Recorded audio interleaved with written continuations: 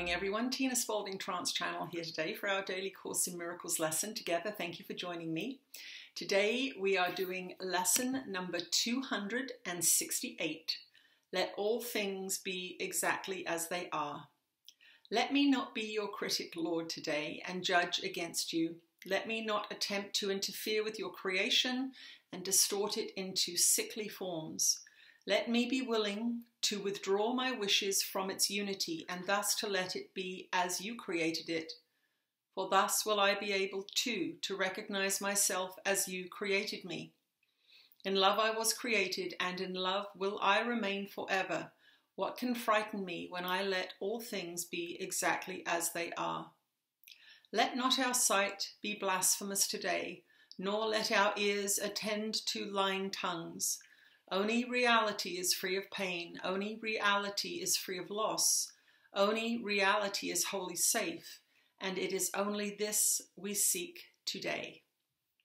And that is our lesson for today. Lesson number 268. Let all things be exactly as they are. Let's see what Jesus has to say to us today.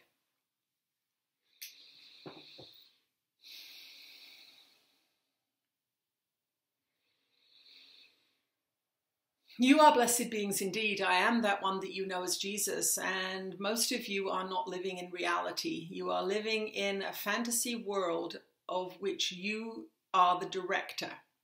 Now, it seems as if there is a contradiction here. We say you are the creator of your reality, and yet here we say your reality is incorrect. What we want to clarify in this lesson is that when you are not aligned with love and you have not had untrue beliefs and ideas clarified from your mind, you are living in a distorted version of reality, quote unquote. You will be living a lot in your future world. It is an imaginary world, your future world. It is a fantasy world. You do not realize this when you imagine as you're driving your car, perhaps, what's going to happen when you get home. You believe those movies you see in your head, but you are in fact making up a fantasy from the distortions in your mind. You are not allowing your life to play out as it will.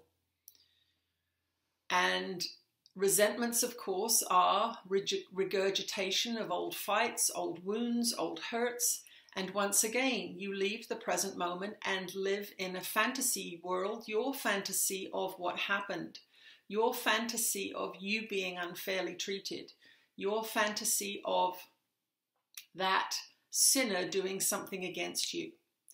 Now, many of you who have had unpleasant experiences want to immediately jump up and say, but it really did happen. And yes, perhaps you did have an experience that was not much fun, but every time you go back to claim it as yours, you re-inflict that pain upon yourself. The other person, the person who may have hurt you once in the past, is not involved in that victimization. You are. You are choosing to go back and relive in movies in your mind a bad thing that happened to you because you want it. This is a very difficult part of this forgiveness process for those of you that have wounds that you have nurtured and fed for a long time. But we want to reassure you here that you do not want those wounds. You do not want that resentment. You do not want that contaminating energy to grow in the present and show up again in the future, because that is what will happen.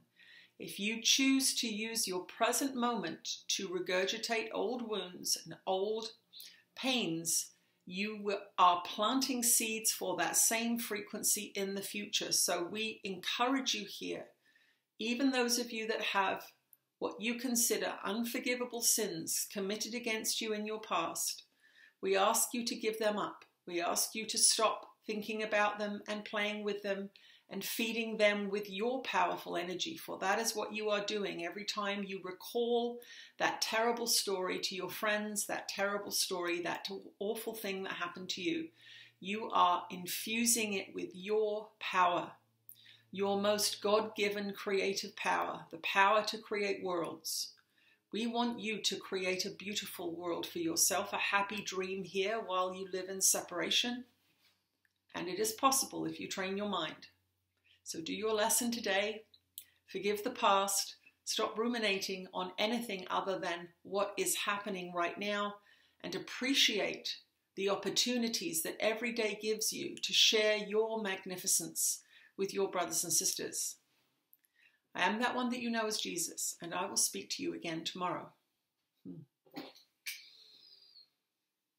Thank you for joining me today. I will see you tomorrow. Bye-bye.